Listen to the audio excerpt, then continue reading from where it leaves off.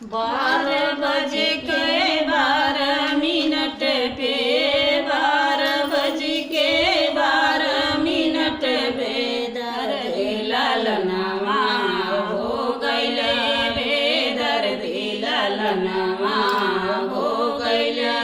मैं के कैसे मम्मी आई मैं के कैसे मम्मी आई ससुरे से ससुरिया आ गइले ससुरे से ससुरिया आ गइले।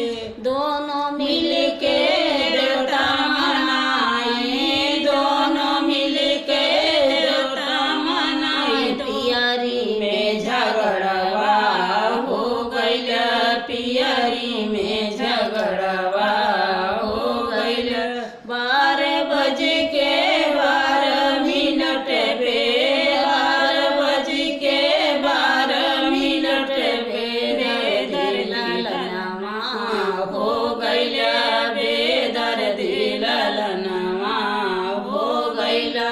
मैं के कैसे चाची आई मैं के कैसे चाची आई ससुरे से जेठनिया आ गइले ससुरे से जेठनिया आ गइले। दोनों मिल के लड्डू बनाई दोनों मिल के लड्डू बनाई। झुमका में झगड़वा हो गइले झुमका में झगड़वा हो गइले। 12 बज के 12 मिनट पे 12 बज के 12 मिनट पे दर्द ललनवा हो गइले बेदर्द ललनवा हो गइले। मैं के कैसे भाभी आई मैं के कैसे भाभी आई ससुरे से देवरनिया आ गइले ससुरे से देवरनिया आ गइले।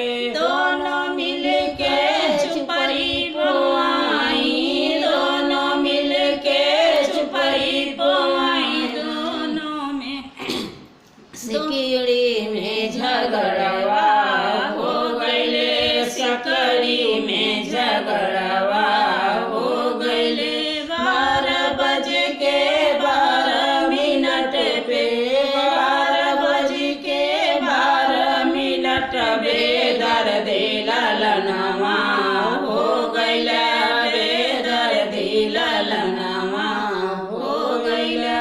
मैं के कैसे दीदी आई मैं के कैसे दीदी आई ससुरे से ननदिया आ गइले ससुरे से ननदिया आ गइले। दोनों मिल के कजला लगाई दोनों मिल के कजला लगाई। मैं दोनों मिल के कजला लगाई। कंगना में झगड़वा हो गइले कंगना में झगड़वा हो गइले। 12 बज के 12 मिनट पे 12 बज के 12 मिनट पे दर्द ललनवा हो गइले बेदर्द ललनवा हो गइले। मैं के कैसे भैया आए मैं के कैसे भैया आए ससुरे से देवरवा आ गइले ससुरे से देवरवा आ गइले।